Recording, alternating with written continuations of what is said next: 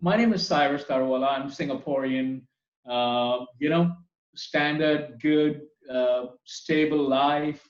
It was just May last year or June last year, so less than about a year. Um, Went in for a regular medical checkup, and the doctor said, "I don't think you should check out again. We found a couple of things in your stomach." So typical endoscopy, colonoscopy, and they said you're at stage 3 stomach cancer and your stomach's completely clogged. I think we have to go snip very quickly. So we said, okay, let's get that done. What I've seen, unfortunately, a lot of my family go through, mom's side, dad's side. Some of them have passed away. Well, 4 or 5 have passed away of cancer. So I've seen what gets to them. I've seen what gets people through. And again, I don't think it's subjected just to cancer. I think it's critical illnesses and diseases and issues we go through. And then, how I'm kind of handling it, or grabbing the bull by the horn, so to say.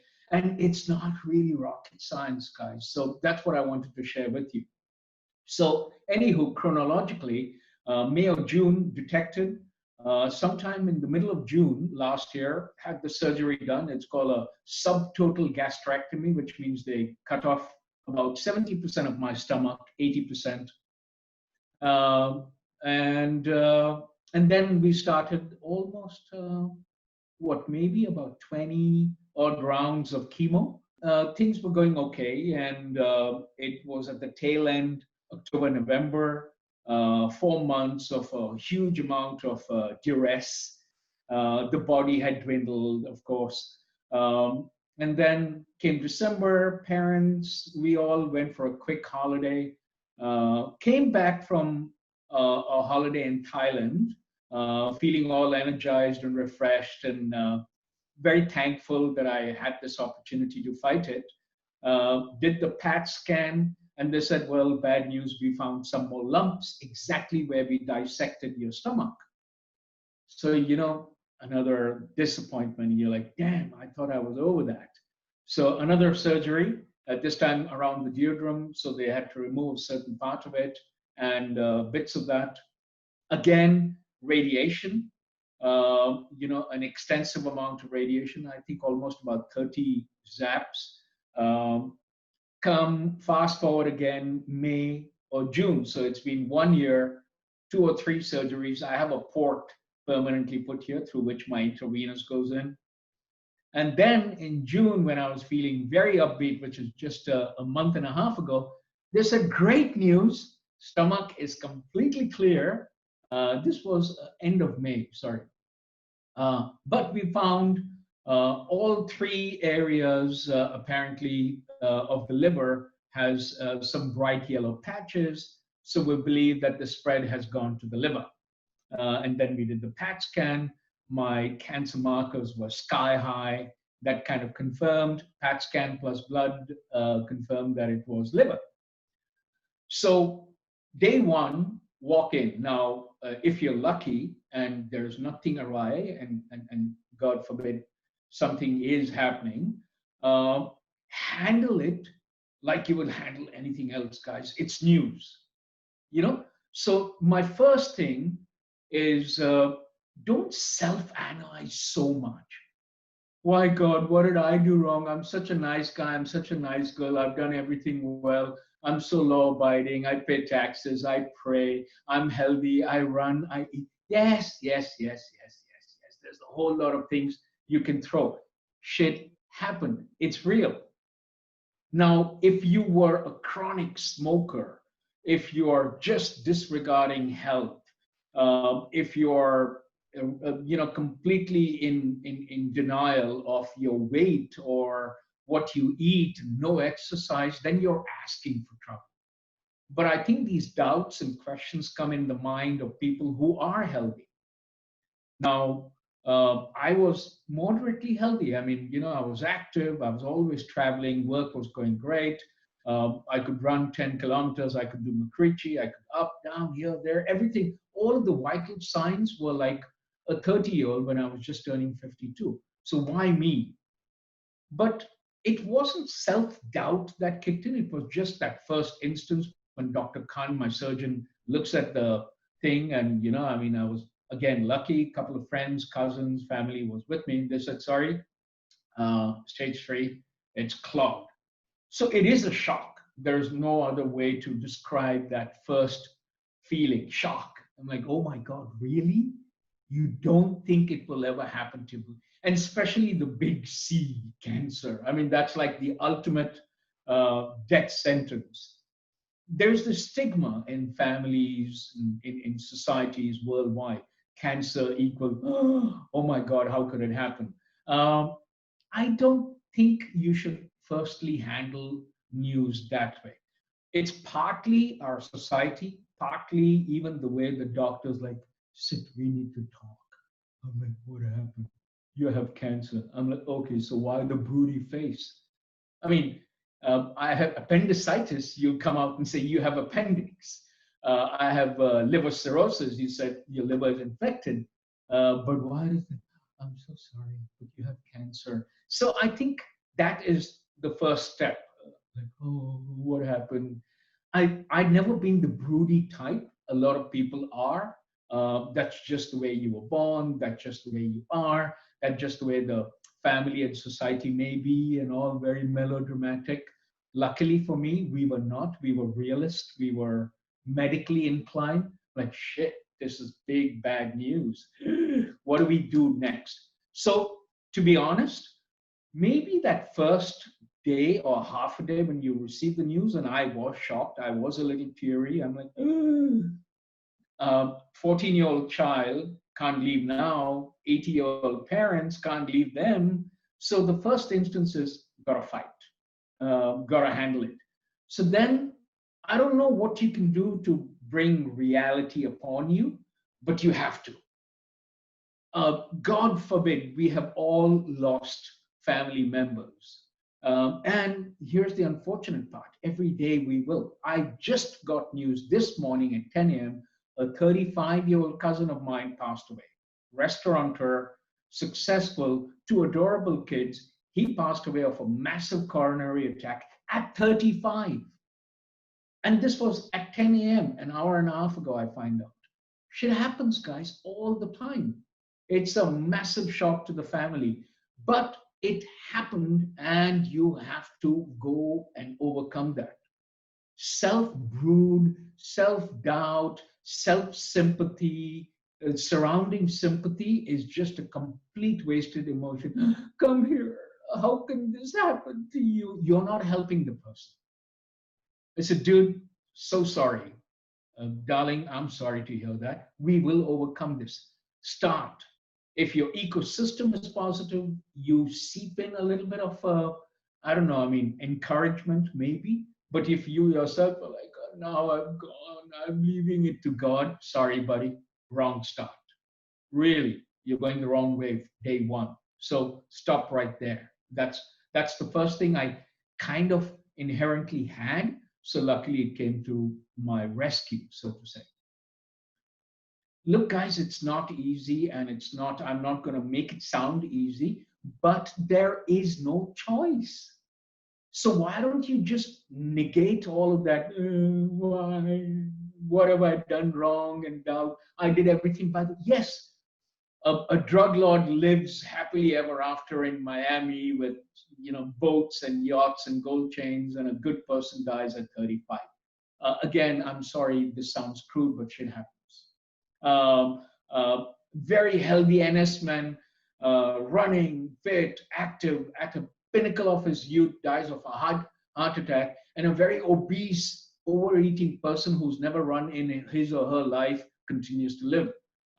Prime age of 70 and 80, and then dies of, I don't know, diabetes, or it happens. Handle it. Don't be all caught up in self-doubt and what did I do wrong. That over analyzing yourself, that over the top self-doubt, did I do something wrong? Did I eat something wrong? Let me account, it happened. Now you got to handle, and I do believe that there are these medical sort of phenomenons you hear a lot about mindfulness and mind over matter, and there's a trillion books and a gazillion websites. Yes, I get it. There is an element of truth to that. And that means if I'm handling it well and I'm like, hey, Sai, so what happened? I said, dude, you won't believe it. Stomach cancer now, liver, uh, 20 chemos, 30 jabs, surgeries. Yeah, but here I am. It is what it is. So it gives you a certain chemical balance inside. I can't explain medically what it is, but it will see you through.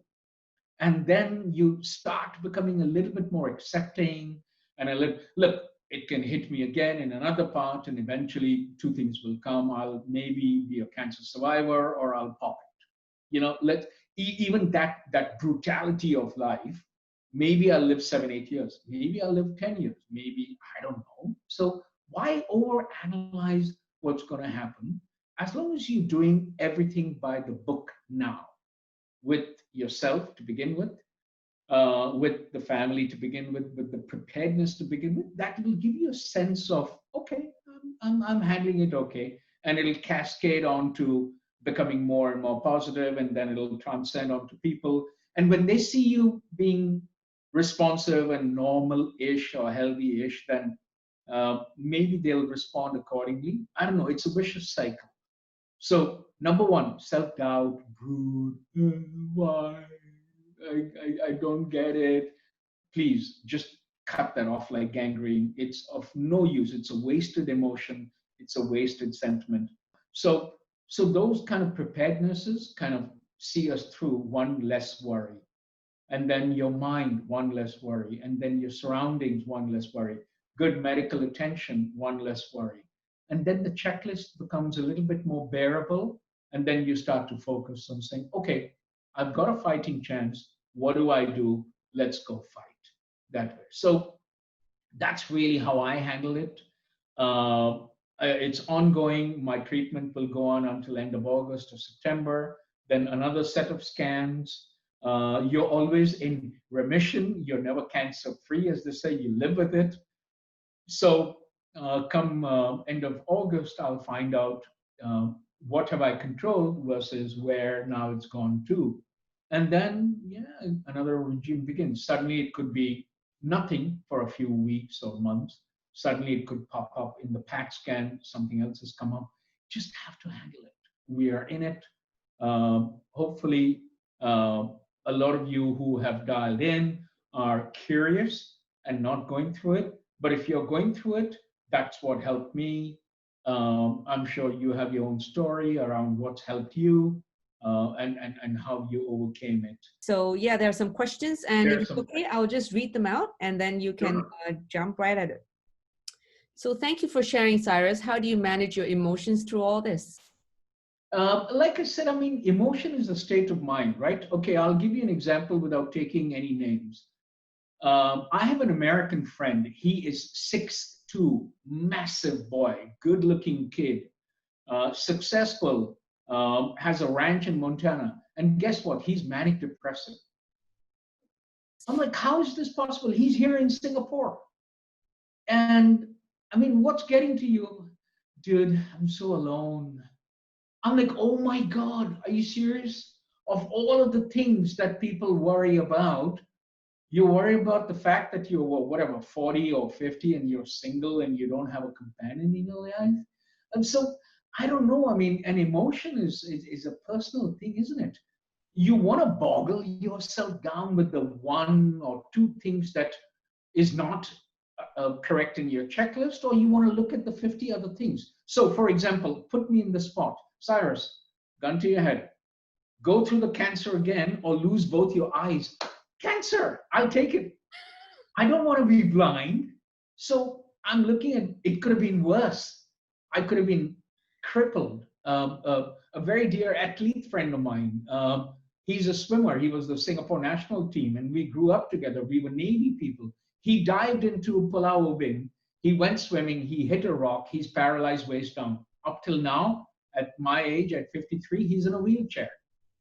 But he's positive. So to the person who asked emotions, I think it's really comes down to you. There is no magic bullet, but shit happened. You're alone. or you're in pain, you've got to overcome it, my friend. I mean, there is again no one certain combination or permutation. It's a little bit of amalgamation of it all, really, and that's what I think will help you through, rather than brood over the fact that it happened. So it's really about Number whether one. you focus on the positives, what you have, and Yeah, yeah, appreciate it, it's or a you're going to look checklist. at what you don't have. Yeah, and there will be a checklist of 15 things or 12 things or 10 things, and two will never be there, three will never be there. Okay, big deal. You woke up, check, you're alive. You have hands and legs, you can talk, you can see. Oh my God, that's 50% of the world. Tick. The fact that you have a brain and you can talk and you are on a PC and you can type, that's another. That leaves you at 15%, maybe 20%. Have you analyzed that? Yeah. People who are on this call are 15% of the world of 7.7 billion people. Can't see, can't eat, can't drink, have no money, can't. I mean, look around, guys. There's enough dismay everywhere. And here we are talking on a screen on a beautiful, bright morning. So trust me, emotions are all up to you. How do people manage? How how do you also manage the people around you, their sadness and their worry? That's a good question. My mom and dad worry a lot, and parents worry a lot, and siblings worry a lot. That's just the reality. And my mom is a bit melodramatic, like most moms are. What happened? I'm like, Mom, why are you in pain? No, but I can't bear it. I said, so how's that helping me? Simple question. You sitting there and brooding, staying up all night while I'm being operated. I know it's out of concern. One simple question: how will that help me? It won't. You'll be groggy, you'll be sleepless, you'll keep jumping up every time you hear my monitor beep, beep, beep. And I know it's out of concern. How is that helping me? It's not. It's devastating your health. So, I mean, Angie and I were with Tony in and out, right? All this while. We go there to chat and liven up. People come over to visit you and chat and liven up. And that's what you do. So the people around you need to know that, guys, okay, I'm fine. Stop. What happened? Why you crying? Well, what's wrong with you? Something happened to you? So you have to convince them that it's not that bad. Chill. Please manage your health so that I can manage mine better. Different people handle that differently. Philosophy in life: be grateful. I mean, that's where I am right now, and I'll continue to be very grateful. I could have been born crippled. I could have been born with cerebral palsy. I could have been born extremely poor in Syria. Parents are shot. I could have been born in a slum in the Philippines. Mom's a drug addict, dad's in jail. I have nothing to eat. Guys, look at it. Literally, I mean, how can we complain about a few incidences that have happened? So my philosophy is, it's not perfect, but my God, it could have been worse. Please look up a guy called John McClane. He's on my Facebook and he's everywhere. The guy was cycling. He's an Ironman. He was cycling in New South Wales, got hit by a truck. He's paralyzed waist down. I cried because the guy stood up after 3 years of being paralyzed. He said, I'm an Ironman. I will fight. I was so inspired. So there's enough to look to that. That's what I think. So, Amazing. how do you still install hopes in those who suffer low moods associating with anticipatory grief of health and advanced stages of cancer? Again, good question. It's partly you and it's partly your surroundings. So to install hope has to come from you first. If you're giving up, then there is no hope. And what are you giving up for? I mean, what is driving you to choose this path of, I can't take it anymore? Self-sympathy? People telling you that, you have an 8% or a 10% chance. I am stage 3. And I have, apparently a liver has 4 areas and 3 are infected. So yeah, I'm on this side. But how, I ask you, whoever asked the question, is giving up hope going to help me? It's not. End of story. So if it ain't going to help me, why am I going that way? Why don't I choose the other way and saying, okay, so you're saying there's a chance, I tell the doctor. And the doctor looking and saying, you're weird. I'm like, it's not weird. You just told me 10%. 10% is big returns, you know. Morgan Stanley doesn't give you 10% returns. 10% on my life, hell, I'll take it. So, how do you install hope? If you get a glimmer of hope that there is a chance and you ask the right questions and saying, so how can I overcome it? And then start telling yourself, I think I can, you will get there eventually. I'm not saying it's easy. I said that in the beginning, I'll say it now. I go through these myself, but I'm just generally constantly fixated, if that's the word, on saying, hey, I woke up, right? I'm chronically insomniac. I'm chronic anorexic. I'm losing a lot of weight. I can't eat much. But those are minor incidents. I'll finish now. I'll pick up my kiddo. We'll go for a chow kwai tiao. Maybe I'll feel nauseous, but I'll disregard that statement in mind, and I'll still try and eat it, and then move on to the next meal or the next thing, or something to that effect. So that's how I handle it and install hope in people around me so that I myself feel a little bit more hopeful. And then I heard cancer will be very painful. How do you overcome the pain? Yes, pain is real. Sirihan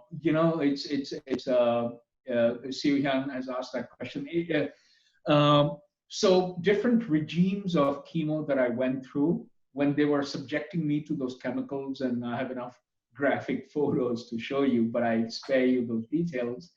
It's just, again, inevitable. I mean, the body cascades with so much high fever, and it saps you.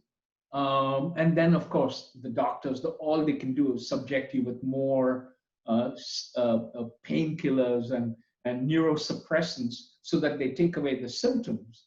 And even for my insomnia, they've given me these horse tranquilizers, and I've refused to take it. So I go good old fashioned melatonin. Sometimes it works, sometimes it doesn't. I nap through the day. The pain part, again, very cliche. Don't shoot me for it. It's a little bit of mind over matter, and it's a little bit of you just, how do you even put it? Saying, oh shit, it's going to happen. So get ready. So when the nurse goes into this little jab, and there's a hook, and anybody who's got a paw to catch, she has to take that hook like a fishing hook and jab it in there. And she will turn around and tell you, okay, Cyrus, this is going to hurt. And I'm saying, you're such a liar. It doesn't hurt. And she looks at me saying, huh? I said, yeah, it doesn't. You keep saying it, but it isn't. And then you just trick yourself. I don't know if that's even a word. Pain is a trick. So if your tooth hurts, simple thing, right? Root canal. Do you dwell over it? Yes, it is hurting. So I don't know, put a brandy sock or something and get over it. I don't know. Or I don't know. There are different tricks, and I'm oversimplifying it. Some people really go through a lot of pain. I've seen that myself. An army captain who's going through the treatment, he suffers a lot more, and he and I help each other. When my new oxalipatin and immunotherapy goes in, those 4 or 5 hours that I'm in the hospital, it's very high fever, body ache type pain. Gotta handle it, gotta overcome it. Because when that finishes, you're home and you rest and you have a soup and you watch Netflix, and tomorrow's another day. So you overcame it, and then you learn to overcome it, and then it just becomes, dare I say, a habit when you tend to overcome it. And there are enough books and guidances, but I believe it helps. I was a biker. I went through an accident. I went through 20 accidents, and I ripped my eye off. And they were stitching me from here to here. It had all come off. And they said, because it's a head injury, we can't inoculate you. We can't numb you. We'll just clean it and we'll stitch you while you're wide awake. And it's going to hurt. And what I asked my sister to do, I was young, 30 at that time. I said, play some heavy metal rock music. I don't know, some sort of weird distraction. And there they are. I'm screaming at the doctor saying, it hurts, go easy. And he's swabbing me and removing those shards of glass, and stitched up. Here I am. So I don't know, guys. I mean, again, trust me, there is a way, and you've got to find it. But stop self-doubting that I don't think I can manage. You can. I did. I know hundreds and hundreds of people who do, and God willing, you will overcome this. I mean, it's not that easy, but it's not that difficult. It's not impossible. So one of the things that people are fearful or shy in talking about is death. And it's not always Yeah, the people who are ill that's going to face death correct. earlier, like I the guy know. that you I know. mentioned this morning that who passed away, and My he's only cousin, my 33. youngest cousin, 35-year-old restaurateur, gorgeous kids, two adorable babies. How is it possible? He's a big buff boy, and bang, didn't wake up. Massive coronary. Now, what do we do? And it's just unadmissible. I mean, how can so? What do you do? And even death, it's so morbid. Dear God, all that melodramatic stuff. I don't like it, and I strongly advocate cut it off from your life. Just, oh, come here. I feel so sorry, and these are just such negative sentiments, guys. So, Oh Cyrus, shit. what is your view on death and how prepared are you for it? Well, I Because mean, two things will happen, right? I mean, literally, when I go for my PAT scan end of August, they said, Cyrus, great news. You're in remission. We managed to control it. Woohoo! Okay, what do I do next? Or bad news, it's now even more systemic because they are anticipating it is going to go into my prostate. And from the prostate to the lung, there's a natural, cancer cells are deceptive. So they're inundating me with so much stuff. It may work, it may not work. It's all a guesstimate, guys. Cancer is not an exact science. Don't let anybody tell you that there is a magical cure. There is no magical cure. I know friends, I know families, some have passed, some have survived. There's a 50-50% chance. So come December, will I be around? I don't know. And I don't care. I mean, prepared, ready. So that's how you handle every situation. You're walking literally in the middle of the street.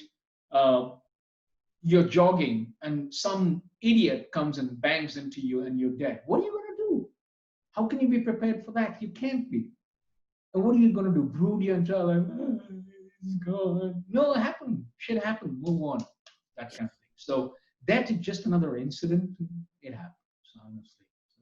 so, Cyrus, how have you prepared your loved ones and yourself if Well, I you're not mean, going to make I worry about my parents. No parent should bury their kids. That's just against nature. But again, even there, I have slowly, now, of course, they live in denial. No, that will never happen. I'm like, okay, if you say so, if you know something that I don't. But of course, in their mind, because I openly make a joke out of it, they're accepting that cancer is a big thing. It could go awry. It's unexplainable. It's unjustifiable. Shit happens. Somebody's saying, what stage? So my liver is stage 4. My cancer in the stomach, which they cut, was stage 3. But again, that's a very rudimentary form of putting it into a bucket shelf. The stages are just guidelines, but yeah, it's cancer. So it's called systemic spread cancer. So how do you prepare? Why is death or the fact that somebody died or somebody's about to die? I mean, it's an inevitability. I mean, again, it happens. So if you're the one who is going to be the recipient of that death knell or death sentence, and that's what cancer is, or chronic heart diseases are, or maybe, God forbid, the kidney dialysis has to be pulled off because the kidneys are, there's so many medical variations nowadays. So if it's inevitable, and is there's a percentage, small percentage, I would say, you personally cling on to that small percentage and saying, you know what, screw you, I'm going to fight. But make sure you handle it. Don't hide. No, I really hope against all odds, I've been a good person, psychoanalysis, get on with that. It doesn't help you. It doesn't help the family. Prepare, mental, talk. Guys, two things will happen. If you have a will, make a will, talk openly about it. I don't know. I mean, ways of handling it. But when it happens, at least you ticked all the check boxes. So It's no shocker, surprise, and you peacefully off you go. Body left get behind, and you're off into la la land. So yeah, Okay. yeah. There's one question here. What is the legacy you like to leave to your children? Me, yeah, that's very self-centered, isn't it? What's my legacy? Nothing. There's Mad Hatter. I knew him. He was fun. We hung out. We drank. We had a lot of accidents. We built a business. Lucky that I have some great colleagues. Work went well. So what's the legacy, guys? Everybody's forgotten. My hero Lee Kuan Yew, the founder, right across. I mean, for 40 years that I've seen him, and he's gone, and he lives on. But yeah, legacy is a loosely coupled term. Some people will fondly remember you at parties. Remember that crazy guy from college? He had accidents, and even during cancer, remember he was talking shit and he died. That's your legacy. So don't expect that lingering, oh, I hope people will remember me. For what? You came, you served your purpose, and on you went. you know Uh, Bill Gates building a legacy. Steve Jobs, with all of the money, died of cancer, and he left a design legacy. And so different people leave different legacies. Mere mortals, people like you and I, we live a good life. We render our services. I mean, Angie is doing a great job, kind of cascading our thoughts and ideas. That's a legacy. So yeah, not worried about legacy and who remembers me and who forgets. People forget. Okay, Cyrus. I will remember you as a Mad Hatter or Correct. There with you great go. passion, Done. with Objective achieved. So and even yeah. if 10% in return, go for it because your financial. Trust me, I'll be around. Yeah, I believe I'll be around. Now, last question. Sure. Do you have a regret in life, like something you didn't do that you wish you did, or Oh something no, that you lucky kind of want to again. do? Very lucky again. Everything from jumping off a plane at 6,000 feet after just 3 parachutes, drunk as a skunk and jumping from the oldest bungee in the world, having a kid, failing in businesses, beg, borrow, steal, cops after me because I bashed up people. Trust me, there is no regret. Nothing that I would change, nothing that I would go back and undo. Luckily, I didn't hurt anyone in my life. Had I done that, I would have gone back and fixed it and said, darling, remember that time I broke up? I'm sorry. But luckily, I didn't do that. So, no real regrets. I mean, mistakes, we all make huge amount of mistakes, but that's what defines us, right? So no. And again, that's a negative sentiment. Don't live in regret, or I wish I could go back. It doesn't happen. It's not a movie. So you did what you did. You're aware that you did it. You know that you won't do it again, and you advocate not doing it to whoever you want to advocate, and then that's your redemption. So yeah. Awesome. That's all I can say in one word. And somebody has posted here by Umesh Prabhu. Awesome guy. Love his smile and his courage to overcome the challenges. Woohoo! There you go. You and me both, buddy. Well, now I really understand why my brother was such a big fan of yours, because both of you. And I was of him. I mean, we were akin. So yeah, and we called a spade a spade.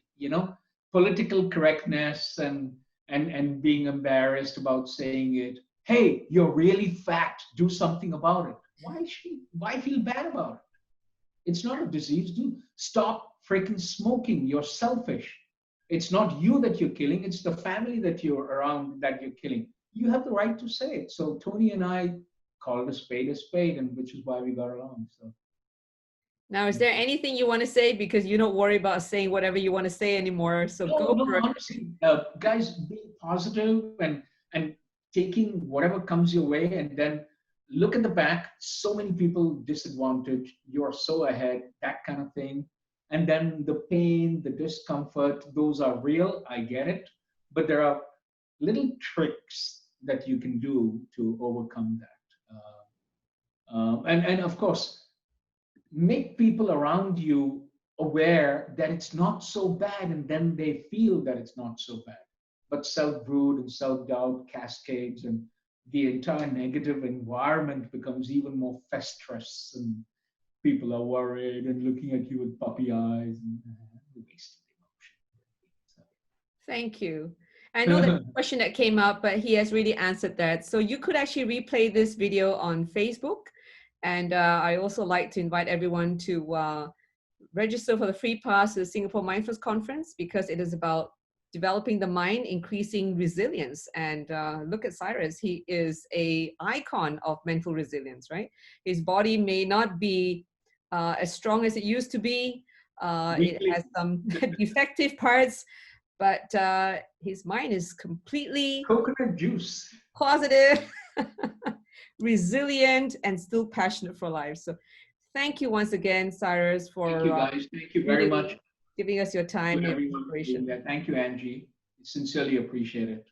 And this will be part of your legacy, because this video is going to be available for anyone and everyone, as it will be eternalized. Oh God, there we go. Thanks again, Cyrus. Thank you, guys. Thank you very much. God bless everyone. Good health, good life. Thank you. Bye-bye. Bye. Bye. Bye for now.